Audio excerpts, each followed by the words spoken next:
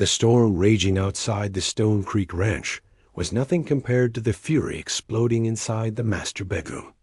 Rain lashed against the windows like handfuls of gravel, but Evelyn barely heard it.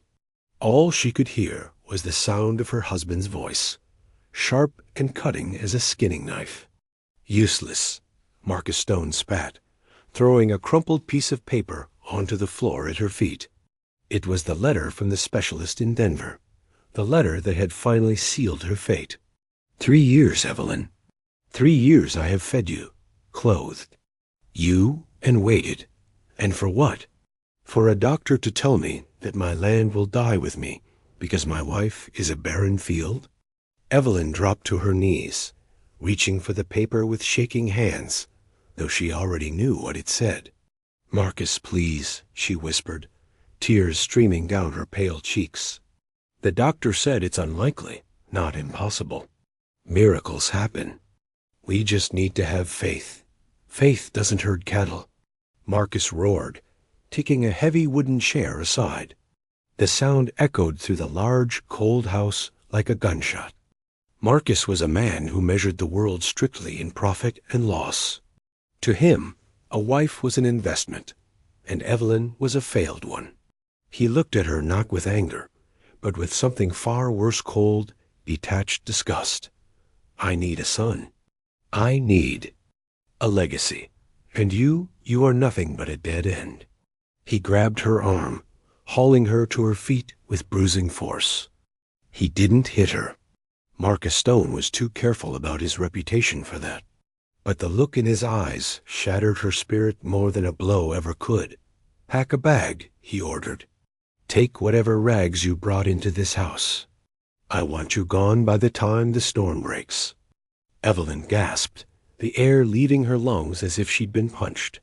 "Gone? Marcus, it's freezing outside. I have nowhere to go. My parents are dead. You can't just throw me away." "Watch me," he sneered. "I'm a generous man. I'll give you $50. That's more than you're worth. Take the train east. Take a rope to the nearest tree. I don't care. Just get off my land." An hour later, the heavy oak door slammed shut behind her, the sound finalizing the end of her life, as she knew it. Evelyn stood on the porch, a small carpetbag in her hand, shivering violently. The wind howled, cutting through her thin coat. She looked back at the house, the warm, glowing windows where she had tried so hard to build a home. Inside, she saw Marcus pour himself a drink, already moving on, unbothered by the life he had just destroyed. She stepped off the porch and into the mud. Every step was a battle. The town of Willow Creek was 5 miles away, and the storm was getting worse. The $50 in her pocket felt heavy, like blood money. She walked until her feet went numb, until her tears froze on her face. The shame burned hotter than the cold. She was a rejected woman. In the unforgiving West, that was a death sentence. By the time the lights of the town flickered into view, Evelyn was stumbling, her vision blurred. She didn't want to go to the hotel. The gossip would start the moment she walked in alone. She didn't want to go to the church. The Reverend was a close friend of Marcus. She just wanted to disappear. She wandered to the ragged edge of town, where the respectable houses gave way to workshops and stables. The smell of coal smoke and hot iron hung in the air. A blacksmith's forge sat at the end of a muddy lane, its large doors slightly ajar, revealing the warm orange glow of a dying fire inside. The warmth pulled her in like a moth to a flame. Just a moment, she thought. I'll just rest near the wall for a moment. Evelyn collapsed against the rough wooden siding of the smithy, sliding down into the snow. The heat radiating through the wood was the only thing keeping her heart beating. Her eyes fluttered shut. The cold began to feel like sleep, soft and inviting. Suddenly, the heavy door groaned open. A massive silhouette blocked the light. It was a man, huge and imposing, holding a hammer in one hand, that looked like a toy in his grip. He wore a heavy leather apron, his arms covered in soot and burn scars. Gideon North, the town blacksmith, was known as a beast of a man. He rarely spoke, lived alone, and people crossed the street to avoid him. He looked down at the bundle of wet clothes in the snow and frowned, his thick brows knitting together. He crouched down, the movement surprisingly gentle for a man of his size. "Hey," he grunted, his voice like gravel grinding together. He touched her shoulder. She didn't move. He pulled his glove off and pressed a calloused hand to her forehead. She was ice cold. Gideon didn't call for help. He knew the town wouldn't come for a stray in a storm. He scooped her up in his arms as easily as if she were a bag of feathers. He carried her inside the forge, kicking the door shut against the howling wind. He laid her on a pile of furs near the fire pit, the orange light dancing across her pale, unconscious face. He looked at her, this broken, frozen woman dumped on his doorstep. He recognized her. It was Mrs. Stone, the rich rancher's wife. Why was she here? Where was her coat? Gideon's jaw tightened. He had seen horses treated better than this. He threw a heavy wool blanket over her and sat down on his anvil, watching her chest rise and fall, waiting for the ghost of the storm to either take her or leave her. When Evelyn opened her eyes, she thought she had died and gone to hell. The air was thick and hot, smelling of sulfur and burnt iron. Above her, heavy chains hung from the blackened rafters like iron snakes, casting long, twisting shadows against the ceiling. She tried to sit up, but her head swam dizzily, and a groan escaped her lips. "Stay down," a voice rumbled from the shadows. It wasn't a request. It was a command carved out of granite. Evelyn gasped, pulling the rough wool blanket up to her chin. Her heart hammered against her ribs as her eyes adjusted to the dim orange light of the embers. A man was sitting on a wooden crate a few feet away, whittling a piece of wood with a knife that looked sharp enough to slice through bone out. It was the blacksmith, Gideon North. The town gossips called him a beast.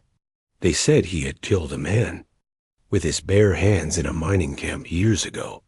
They said his face was scarred because he fought a bear. Looking at him now, lit by the hellish glow of the forge, Evelyn could believe every story. A thick, jagged scar ran from his temple down to his jaw, disappearing into his beard. His arms were the size of tree trunks, covered in soot and burns. "Please," Evelyn whispered, her voice cracking. "I don't have any money. My husband ... he ... I know who your husband is," Gideon said, not looking up from his whittling. "And I know he put you out in a blizzard without a coat. Drink this." He stood up, his shadow swallowing the room, and walked over to the fire. He poured a dark liquid from a battered tin pot into a mug and held it out to her. Evelyn hesitated, terrified. "It's broth," Gideon said flatly. "Not poison. Drink." Her shaking hands took the mug. The warmth seeped into her frozen fingers, painful but welcome. She took a sip. It was salty, rich, and hot. It tasted like life. She drank it greedily, feeling the heat spread through her chest. "Why am I here?" she asked, lowering the mug. "Found you in the snow," Gideon grunted, sitting back down. "You were half dead. Didn't think you'd wake up." The memories crashed back into her mind. The letter, Marcus's cruel face, the door slamming shut. The shame washed over her again, hotter than the forge fire. She was a discarded woman, sleeping on the floor of a stranger's workshop. A man the polite society of Willow Creek wouldn't even look at. She scrambled to get up, her legs tangling in the blanket. "I have to go. I can't be here. If anyone sees me ... "Sit down," Gideon barked. He didn't move, but the authority in his voice stopped her cold.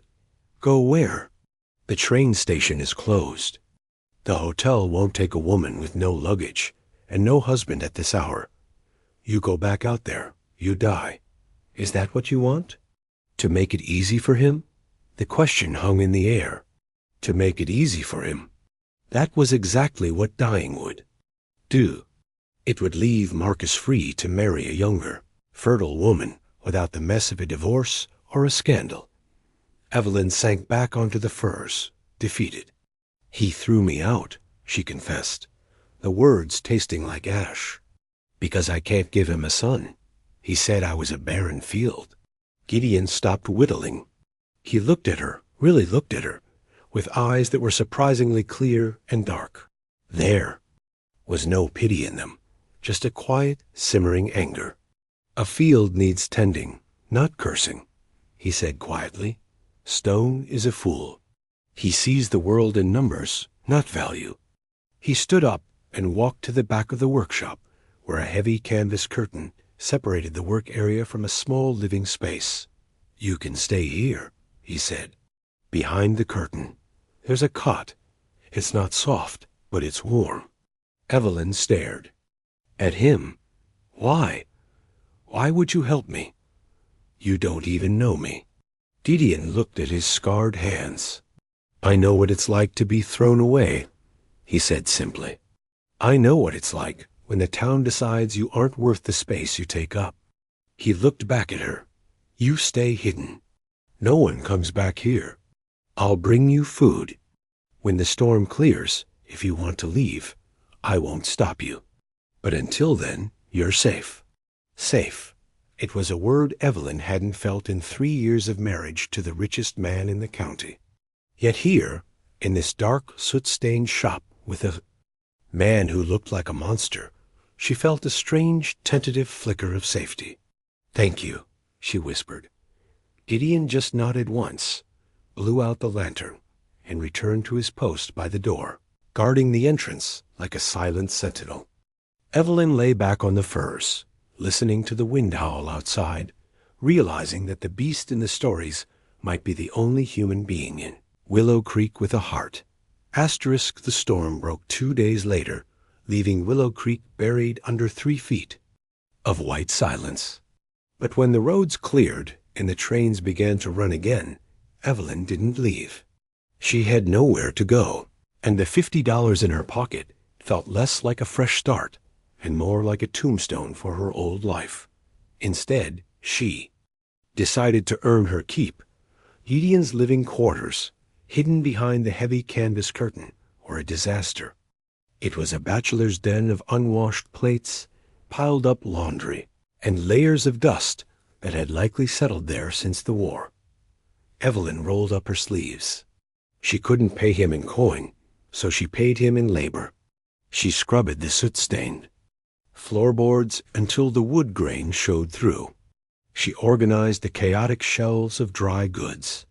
She found an old cast-iron pot and turned meager ingredients into stews that actually had flavor for the first few days. Gideon was wary. He would come in from the forge, covered in grime, and freeze in the doorway, looking around his living space as if he had walked into the wrong house. The air didn't smell like stale tobacco and coal anymore. It smelled of soap and rosemary.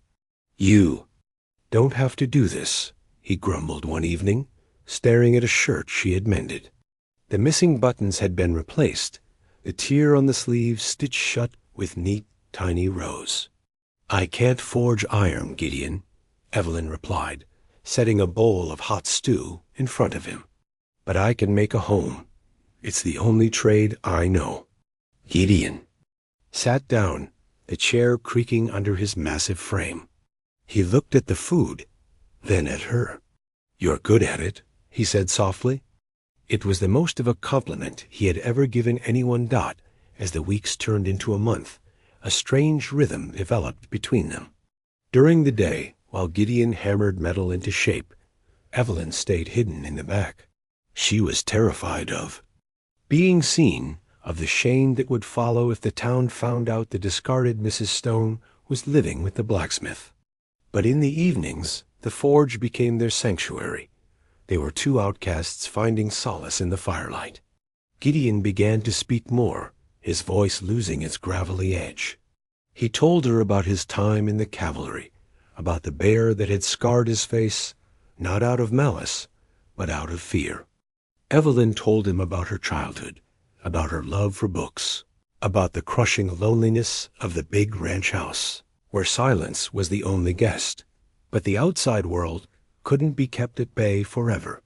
One afternoon, a ranch hand from the Stone estate rode up to the forge. The heavy bell above the door chimed. Evelyn panicked.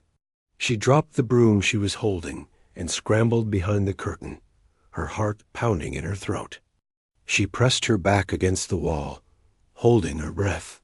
"Afternoon, North," the ranch hand called out. His voice was loud, arrogant. "Boss needs this axle fixed. Snapped it on a rut." "Leave it," Gideon said curtly. "Come back tomorrow." "Don't be like that," the hand laughed. "Mr. Stone is in a hurry. He's heading to Denver next week to pick up the wedding ring. Needs the carriage ready for the new bride." Behind the curtain, Evelyn slid down the wall to the floor, clamping a hand over her mouth to stifle a sob. It had been less than 2 months. "New bride?" Gideon asked, his hammer pausing mid-swing. "Yeah, young Sarah Miller. The mayor's girl. Barely 18. Boss says this one will finally give him an heir. Says he wasted enough time on barren soil." The man laughed again, a cruel, ugly sound. "Guess the old wife is freezing in a ditch somewhere by now." A deafening clang rang out. Gideon had slammed his hammer onto the anvil with enough force to shake the tools on the walls. "Get out," Gideon growled. The menace in his voice was palpable. "The axle will be ready tomorrow. Get out of my shop before I rethink fixing it at all." The silence that followed was heavy. The ranch hand muttered something and hurried out. "When?" The door clicked shut. Gideon walked straight to the curtain and pulled it back. Evelyn was curled on the floor, weeping silently. The cruel confirmation that she had been so easily replaced, so easily erased, broke whatever fragile strength she had built up. Gideon didn't offer empty platitudes. He didn't tell her it would be okay. Instead, he walked over to his workbench. He picked up something he had been working on late at night. When he thought she was asleep, he came back and knelt beside her. In his massive, scarred, dirt-stained hand lay a small object made of iron. It wasn't a horseshoe or a nail. It was a rose. Every petal had been hammered out with impossible delicacy, the layers folding over each other in perfect symmetry. It was cold metal, but it looked alive. "He calls you barren soil," Gideon said, his voice thick with emotion. He placed the iron rose in her trembling hand. "But he's blind. He doesn't see that beauty can grow in the hardest places, even in fire, even in iron." Evelyn looked at the rose, then up at the beast of a man who had crafted it. In his dark eyes she didn't see pity. She saw a fierce, protective reverence that Marcus Stone had never shown her in 3 years of marriage. And in that moment, the shade began to crack, letting a sliver of light in. Spring arrived in Willow Creek, melting the snow and turning the roads to mud. But inside the forge, something brighter was blooming. The gift of the iron rose had shifted everything. It was no longer just a partnership of survival. It was something softer, something unspoken but deeply felt. Evelyn stopped hiding in the shadows. She began to venture out into the main workshop, bringing Gideon cool water while he worked, wiping the soot from his forehead with her apron. One afternoon, while he was shaping a glowing horseshoe, she picked up a smaller hammer. "Show me," she said. Gideon looked at her, surprised. "It's heavy work, Evelyn. It burns." "I've been burned before," she replied, her chin lifted. "Show me." So he did. He stood behind her, his massive arms encompassing hers, guiding her hands. He taught her how to read the color of the metal cherry red for bending, white hot for welding. He taught her the rhythm of the strike. As they worked, their bodies moved in sync, heat radiating between them that had nothing to do with the fire. Rumors began to trickle through the town. People noticed the clean windows of the blacksmith shop. They noticed the smell of fresh bread wafting from the back. They noticed that the beast, Gideon North, walked with a lighter step. But no one knew the truth. They assumed he had hired a housekeeper, or perhaps taken in a stray relative. Then came the night of the summer solstice festival. The whole town gathered in the square for music and dancing. The forge was closed, but the music drifted through the open windows. Inside, Gideon and Evelyn sat at the small table, finishing supper. "You should go," Evelyn said wistfully, listening to a fiddle tune. "You deserve some joy, Gideon." "I have all the joy I need right here," Gideon answered, looking at her across. The candlelight got the air in the room changed. It became charged, electric. Gideon reached across the table and covered her hand with his. His palm was rough, calloused, scarred, but his touch was the gentlest thing she had ever known. "Evelyn," he murmured, "I know I'm not much to look at. I know I have nothing to offer but soot and hard work. But you make this place a home. You make me feel like a man, not a monster." Evelyn turned her hand over, interlacing her fingers with his. "You are the finest man I have ever known, Gideon North. Marcus had a mansion, but it was empty. You have a shed, but it is full." He stood up, pulling her gently to her feet. There was no music in the room, but he held her close, one hand on her waist, the other holding hers. They swayed slowly in, the silence, moving together in the dim light. When he lowered his head to kiss her, it wasn't demanding or possessive. It was a question, and Evelyn answered it. She pressed closer, wrapping her arms around his neck. The kiss deepened, full of months of longing, full of healing. That night, she didn't sleep on the cot. She slept in his arms, feeling safe, cherished, and for the first time in years, truly wanted. 2 months later, the impossible happened. Evelyn had been feeling tired, dizzy. The smell of the morning coffee, usually her favorite part of the day, suddenly made her stomach turn. She dismissed it as the summer heat. But then she missed her monthly cycle. And then she missed it again. She sat on the edge of the bed one morning, her hand trembling as it rested on her stomach. The doctor in Denver had been so sure. Scar tissue, he had said, incompatible. But as the weeks passed, the signs became undeniable. Her body was changing. When she told Gideon, he was working at the anvil. He dropped his hammer. It clattered to the floor, forgotten. "Are you ... Are you sure?" He stammered, his face pale beneath the soot. "I think so," Evelyn whispered, tears filling her eyes. "But ... How?" Marcus said ... "Marcus was a fool," Gideon said, his voice fierce. He crossed the room in 2 strides and fell to his knees before her, wrapping his arms around her waist, pressing his face into her stomach. "It wasn't you, Evie. It was never you. It was him. Or maybe ... maybe it was just waiting for the right time. For love." He looked up at her, tears tracking through the grime on his cheeks. The beast was crying. "We're going to have a family."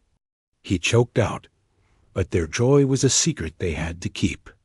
Evelyn was still technically married to Marcus Stone. If he found out she was pregnant, he could claim the child. Or worse, he could accuse her of adultery, a crime that could land her in jail. They made a plan. They would leave. Gideon would sell the forge. They would move west to California, where no one knew the name Stone. They would start over, but fate has a cruel sense of timing. The very next day, a carriage rattled up to the forge. It was a fancy carriage, polished black with gold trim. The door opened, and Marcus Stone stepped out. He looked older, his face pinched and angry. He wasn't alone. Beside him stood the sheriff. Gideon stepped out of the shop, wiping his hands. On a rag, placing himself physically between the carriage and the door where Evelyn was hiding. "We're closed," Gideon rumbled. "I'm not here for a repair," Marcus spat, adjusting his expensive coat. "I'm here for my property." Gideon's muscles tensed. "I don't have anything of yours, Stone." "Don't lie to me," Marcus sneered. "My ranch." Han saw her. Saw a woman with red hair hanging laundry in your yard last week. There's only one woman in this county with hair like that. He stepped forward, his eyes cold and triumphant. "I want to see her. Now." Gideon didn't flinch. He stood like a mountain of granite in the doorway, blocking Marcus Stone's view of the interior. His hand drifted slowly, instinctively, toward the heavy blacksmith's hammer resting on a nearby barrel. "I told you," Gideon said, his voice a low rumble that vibrated in his chest. "I don't have anything that belongs to you. Now get off my land before I make you." The sheriff stepped forward, his hand resting nervously on his pistol grip. He was a man who knew which side his bread was buttered on, and Marcus Stone owned the bakery. "Now, Gideon," the sheriff warned. "Don't make this ugly. Mr. Stone has a right to inspect the premises if he suspects. Harboring a fugitive." Fugitive?" Gideon laughed darkly. "A wife he kicked out into a blizzard? That's not a fugitive, Sheriff. That's a survivor." Marcus's face turned a violent shade of red. "Step aside, North, or I'll have you arrested for obstruction." Behind the canvas curtain, Evelyn's heart was beating so fast it felt like a trapped bird battering against her ribs. She pressed a hand to her stomach. She knew Gideon. She knew that look in his eyes, the fierce, protective rage of a beast backed into a corner. He would fight them.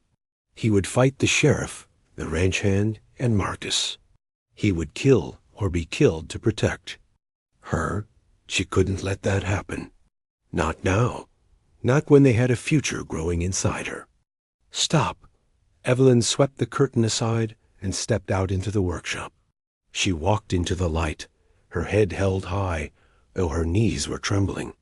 She was wearing a simple calico dress, her hair tied back with a ribbon, her face scrubbed. Clean, but pale.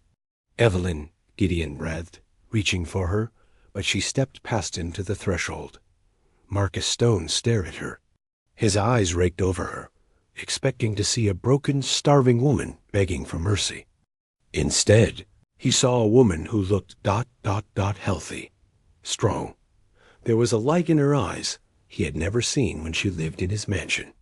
"Well," Marcus sneered, recovering his composure, "so the rumors were true. The lady of the manor, playing house with the town beast. I must say, Evelyn, this is a new low, even for you."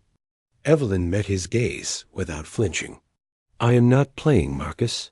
And this man has treated me with more honor in 2 months than you did in 3 years." Marcus laughed, a harsh barking sound. "Honor? He's a brute, a scarred freak." He took a step closer, his voice dropping to a menacing whisper. "I came here to make sure you understand something. I'm marrying Sarah Miller next week. A proper wife, a girl who can give me a son." "I know," Evelyn said quietly. "I wish her luck. She need it." Marcus's eyes narrowed. "I don't want you in this town, Evelyn. I don't want my new bride seeing my cast-offs walking the streets. I don't want people whispering that Marcus Stone's wife is scrubbing floors for a blacksmith. You are a stain on my name." He reached into his coat and pulled out a folded paper. "This is a court order. The judge is a friend of mine. It says you are to vacate Willow Creek within 24 hours for moral indecency and adultery. If you are still here by sunset tomorrow, the sheriff will arrest you both." Gideon lunged forward, a growl tearing from his throat. "You threaten her again, Stone, and I'll—" "Gideon, no. Evelyn grabbed his massive arm, using all her weight to hold him back. She looked up at him, pleading with her eyes. "Think of the baby," she mouthed silently. Gideon froze. He looked at Marcus, his fists clenched so tight his knuckles were white. He wanted to shatter the man.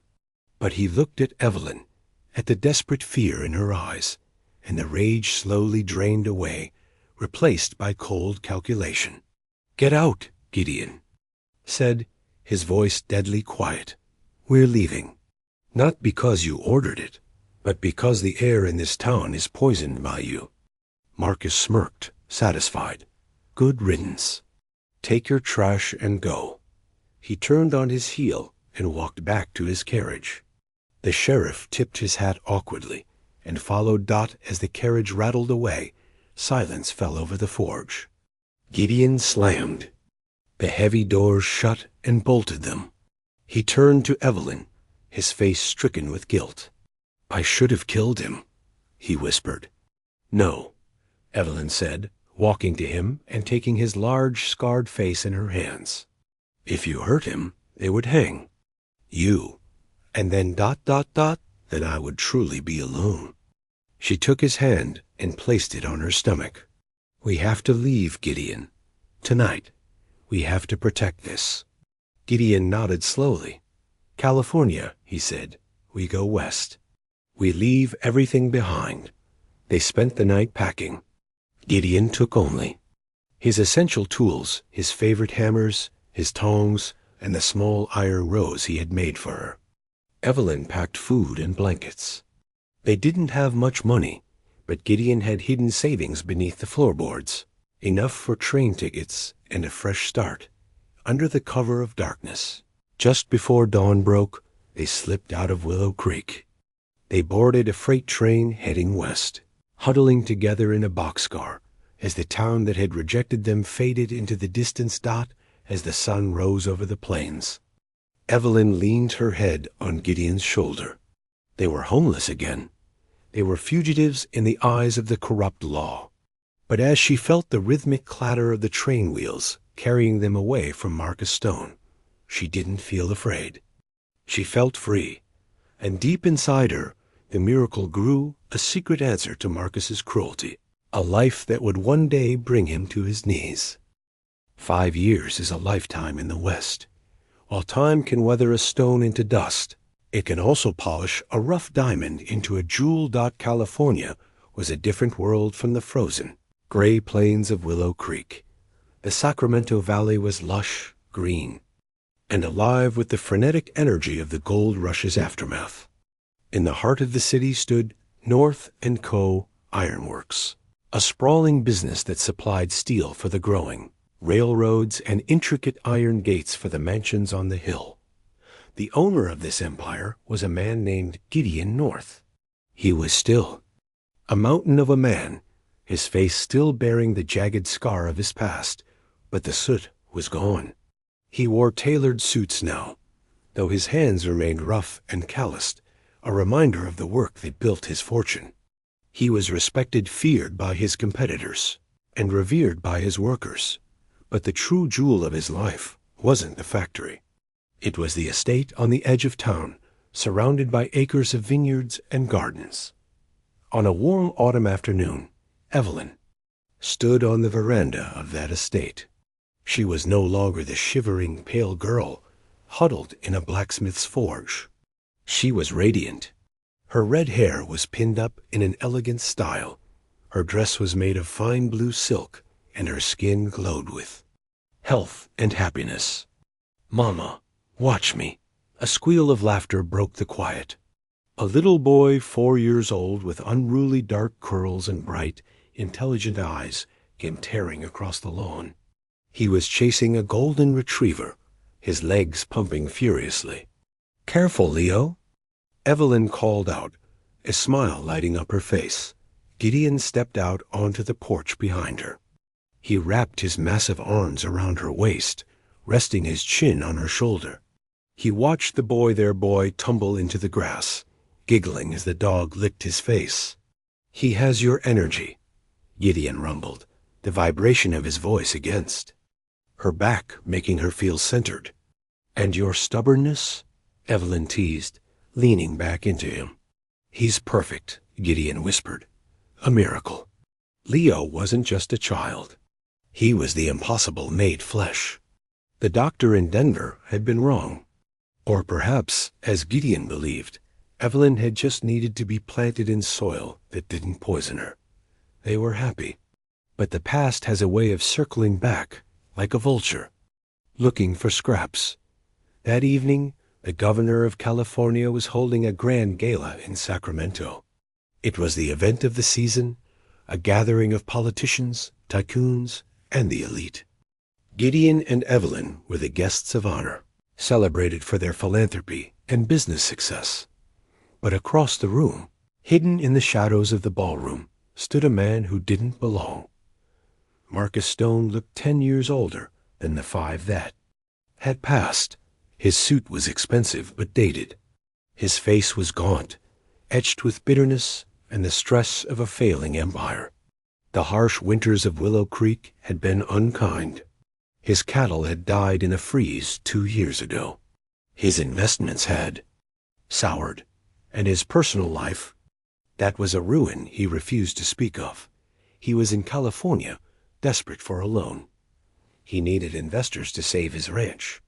He stood by the punch bowl, nursing a drink, looking with envy at the glittering crowd.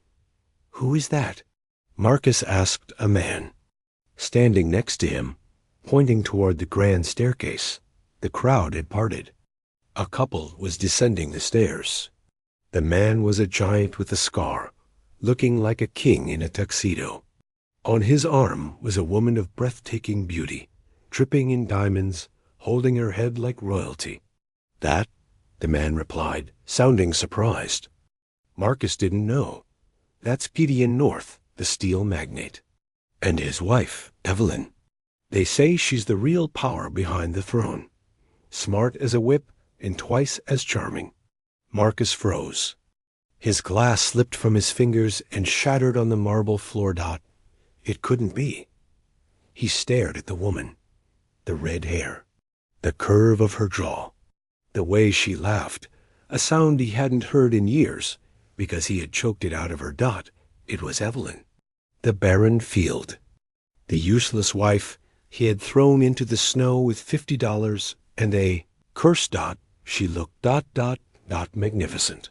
She looked alive in a way she never had with him. And she was holding the arm of the town beast, the scarred blacksmith he had mocked. A hot, ugly bile rose in Marcus's throat.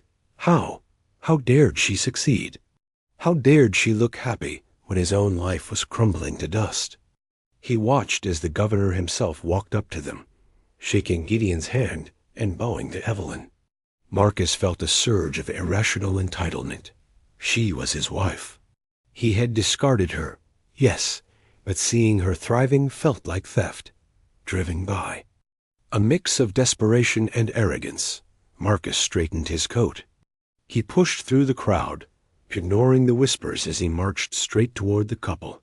He didn't have a plan. He just wanted to shatter that smile on her face. He wanted to remind her of who she really was, a failure. "Evelyn, Marcus's." Voice cut through the polite chatter like a whip. Evelyn froze. The smile vanished from her lips. She turned slowly, her face paling slightly as she saw the ghost from her nightmares standing 3 feet away. Gideon turned with her. His eyes narrowed instantly. His body shifted, subtly moving in front of Evelyn, a wall of muscle and protective instinct. He recognized Stone immediately. The beast inside him, the one he had tamed with love and success, woke up with a growl. "Marcus," Evelyn said, her voice surprisingly steady, though her hand gripped Gideon's arm tight. "So," Marcus sneered, looking her up and down with a look of possessive disdain. "You survived. I suppose you found a new master to feed you." The crowd around them went silent. The governor looked shocked. "Watch your tongue," Gideon warned, his voice low and dangerous. "Or what, Blacksmith?" Marcus spat, desperate to reclaim some sense of power. You think a fancy suit changes what you are? And you think she is a prize?" He laughed, a cruel, bitter sound. "She's a broken mule, North. I threw her out because she's dry. She can't give a man a legacy. She's empty inside." Evelyn didn't shrink away this time.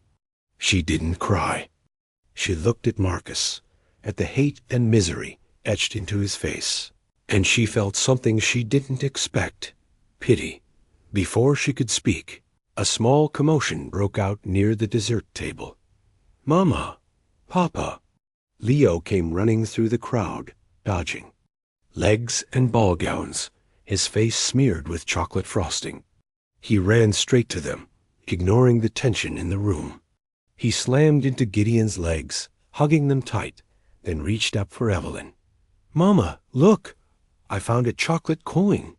The silence in the ballroom was absolute. Marcus Stone stared at the boy.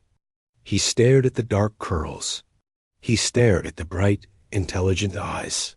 He looked at Evelyn, who was now smoothing the boy's hair with a look of infinite love. "Mama?" Marcus whispered, the words strangling him. Evelyn picked up Leo, settling him on her hip. She looked Marcus dead in the eye. "This is Leo," she said clearly, her voice ringing through the silent hall. "My son?" The silence in the grand ballroom was absolute. The orchestra had stopped playing. The chatter of the wealthy elite had died instantly. All eyes were fixed on the small drama unfolding near the dessert table. The steel magnate, his radiant wife, the little boy with chocolate on his face, and the gaunt, trembling man facing them. Marcus Stone looked as if he had been struck by lightning. He stared at Leo, at the boy's thick dark curls, his sturdy legs, the bright intelligence in his eyes. It was exactly the kind of son Marcus had dreamed of, the kind of heir he had sold his soul to get. "Impossible," Marcus whispered, the words scraping out of his dry throat. He looked at Evelyn, his eyes wide with a mix of horror and disbelief. "You ... the doctors said ... The doctors were wrong," Evelyn said calmly, hoisting Leo higher on her hip. The boy looked at the strange man with curiosity, sensing the tension, and buried his face in his mother's neck. "No," Marcus shook his head, stepping back as if physically repelled. "You are lying. You adopted him. You stole him. You are a barren field. I spent 3 years trying to plant a seed in you, and nothing grew. You cannot have a child." His voice rose to a shout, echoing off the high ceilings. The governor frowned, signaling to his security detail, but Gideon raised a hand to stop them. He wanted this finished. He wanted it ended here, once and for all. "He is no orphan, Stone," Gideon said, his voice deep and resonant, carrying to every corner of the room. "He is my son, my flesh and blood. And he was born of a woman you threw away like trash." Marcus looked from Gideon to the boy, searching for a lie, but the resemblance was undeniable. The set of the jaw, the shape of the eyes. Leo was a miniature version of the blacksmith, softened by Evelyn's beauty. The realization hit Marcus with the force of a physical blow. It wasn't Evelyn. It had never been Evelyn. "Sarah ... Marcus stammered, his arrogance crumbling into dust. "Sarah left me 2 years ago. She said ... She said I was cold. She gave me no children either." A gasp rippled through the crowd. The truth hung naked in the air. Evelyn looked at the man who had tormented her. She remembered the nights she had cried herself to sleep, believing she was broken. She remembered the shame of walking through the snow, believing she was worthless because she couldn't give him what he demanded. She took a step forward, looking him dead in the eye. "You called me a barren field, Marcus," she said, her voice soft but cutting like a diamond. "You blamed the soil. But you never stopped to think maybe the problem was the gardener." Marcus flinched as if she had slapped him. "You tried to grow. A life with hate and control and coldness. Evelyn continued, tears of vindication shimmering in her eyes. Nothing grows in ice, Marcus. Gideon? He gave me warmth. He gave me safety. He gave me love. And look what bloomed. She kissed Leo's cheek. My son is a miracle, but he is also proof. Proof that you are wrong about everything. Marcus opened his mouth to speak, but no words came. He looked around the room. He saw the governor looking at him with disgust. He saw the socialites whispering behind their fans. He saw the pity in the eyes of the waiters. He was a man who had sacrificed his wife, his honor, and his humanity for a legacy, and now he stood alone, bankrupt in every way that mattered, watching the useless woman hold the future he would never have. Get out, Gideon said. It wasn't a shout. It was a dismissal. Go back to your empty ranch, Stone. You have no business here. Marcus looked at Leo one last time, a look of agonizing longing, before turning away. He seemed to shrink in his expensive suit. His shoulders slumped. He walked through the parting crowd, a ghost of a man, disappearing into the shadows of the exit dot as the doors closed behind him. The tension in the room broke. The governor began to clap. Slowly at first, then others joined in. It wasn't applause for a show. It was applause for justice. Gideon didn't care about the crowd. He turned to Evelyn, his eyes shining with pride. He reached out and wiped a stray tear from her cheek with his thumb. Are you all right? He asked gently. Evelyn looked at the door where her past had just walked out forever. She took a deep breath, inhaling the scent of Gideon's cologne and the sweet smell of chocolate on her son. She felt lighter than air. Yes, she smiled, leaning into his hand. I'm finally free. Papa, up, Leo demanded, reaching for Gideon. Gideon laughed, the sound booming and joyous, and lifted his son high into the air. Up you go, little Iron Man. They stood there, a family forged in fire, unbreakable and complete. But their story wasn't quite over. As the gala continued, a telegram arrived for Gideon. It was from Willow Creek. The bank was foreclosing on the Stone Ranch. The land was going up for auction. Gideon looked at the paper, then at Evelyn. A slow smile spread across his face. Evelyn, he said, handing her the telegram. How would you like to take a trip back home? The train ride back to Willow Creek felt like traveling through time. 5 years ago, Evelyn had fled this town in a boxcar, huddled under a blanket, terrified and pregnant. Now she returned in a private Pullman car, dressed in silk, with her husband, one of the richest men in California, by her side. When they stepped onto the platform, the town looked smaller than she remembered. The wind still blew cold from the mountains, but it couldn't touch her now. The auction for the Stone Ranch was held on the steps of the county courthouse. A crowd had gathered, buzzing with morbid curiosity. Vultures always circle a dying carcass. And the Stone Empire was dead. Marcus Stone stood near the auctioneer's podium. He looked like a shadow of himself. His suit was frayed at the cuffs, his face unshaven, his eyes darting nervously around the crowd. He was trying to project confidence, hoping to buy back his own land for pennies on the dollar, praying that no rich investors had heard about the sale. Ladies and gentlemen, the auctioneer bellowed, we are here to sell the property known as Stone Creek Ranch, 3,000 acres. Prime grazing land. Do I hear an opening bid? $500. Marcus shouted immediately, staring down the locals. It was a pathetic sum, but he hoped to intimidate them. I have 500, the auctioneer droned. Do I hear 6? Silence. The townspeople knew Marcus was broke, but they still feared him. Going once, double quotes, the auctioneer began. $5,000. The voice cut through the air like a hammer striking. An anvil. The crowd parted. Gideon North walked up the steps, his heavy boots echoing on the wood. He didn't look like the town beast anymore. He looked like a titan. Evelyn walked beside him, holding Leo's hand. Marcus turned pale. "You," he hissed. "You can't be here." "It's a public auction stone," Gideon said calmly. 5,000. 6,000. Marcus screamed, his voice cracking. It was money he didn't have, money he would have to beg or steal. 10,000, Gideon countered without blinking. The crowd gasped. $10,000 was a fortune. It was more than the ranch had ever been worth. Marcus trembled. He looked at the sheriff, at the banker, pleading for help, but they all looked away. He looked at Evelyn. "Please," Marcus begged, his pride finally breaking. "This is my grandfather's land. It's my legacy. It's all I have left."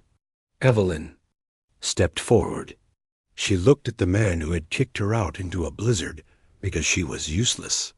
She looked at the courthouse steps where she used to walk with her head down, afraid to make eye contact. "A legacy isn't land, Marcus," she said softly, but loud enough for the town to hear. "A legacy is love. It's family. You chose land over people, and now you have neither." 15,000, Gideon said, delivering the death blow. "Sold." The auctioneer slammed his gavel down. "To Mr. Gideon North." Marcus Stone collapsed to his knees in the dirt. He didn't scream. He just stared.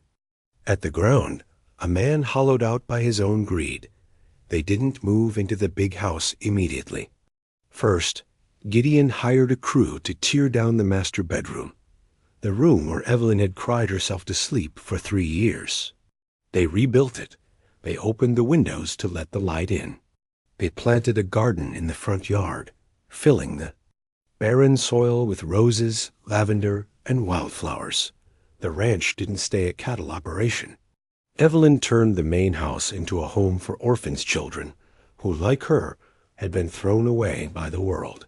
She filled the empty halls with laughter, with running feet, with life. One evening, a few months later, Evelyn stood on the front porch. The sun was setting, painting the vast western sky in shades of purple and fire.